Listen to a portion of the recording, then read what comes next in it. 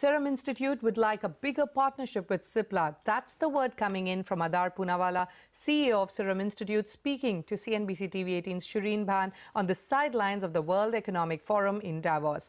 Poonawalla said that a merger between the two companies would create a huge Indian pharma conglomerate. He also shared the company's acquisition plans in India and Europe. We acquired a company in 2012 in Europe. We're about to announce an acquisition in a month. The due diligence is on, but it's almost through in the Czech Republic, also in the business of vaccines, giving us a strong foothold in Europe. We've invested about 1,500 crores in our new SEZ, and we're hoping that to expand there, and we're hoping that the state implements all the policies that are set out from the center, as far as SEZs are concerned.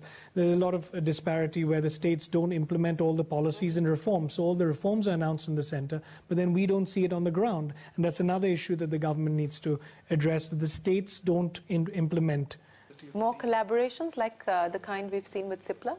Yes, well, Cipla chose to shut down its European operations, so that's taken a bit of a back step. But we can always look at a bigger partnership with Cipla, like we talked about in the future. It all depends on their next generation, how much interest they have. At the moment, they have no interest of coming together, but on a merger or acquisition basis, as we discussed in the past. But that's always on the cards in the future if it makes sense to both promoters. Hypothetically, you would merge into Cipla then?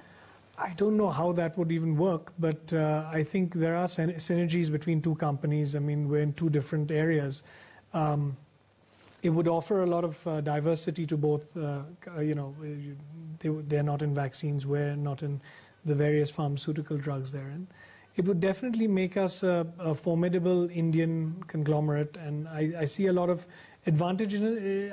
It could be a merger, it could be an exchange of shares, it could be anything. I mean, we haven't really talked about it in detail. Do you believe that if you got the good valuation, if you got a willing buyer who would take this company forward, would you be willing to Yeah, I mean, sell? we've always flirted with these valuations which were thrown about by bankers, even foreign competitors and multinationals. But ultimately, we decided not to, because we didn't need what would we do with the money? We'd just become like a NBFC or just a financial institute or start something else from scratch. We just didn't think it would make sense to sell and waste all the hard work that my father had put in and I have put in for the last 16 years.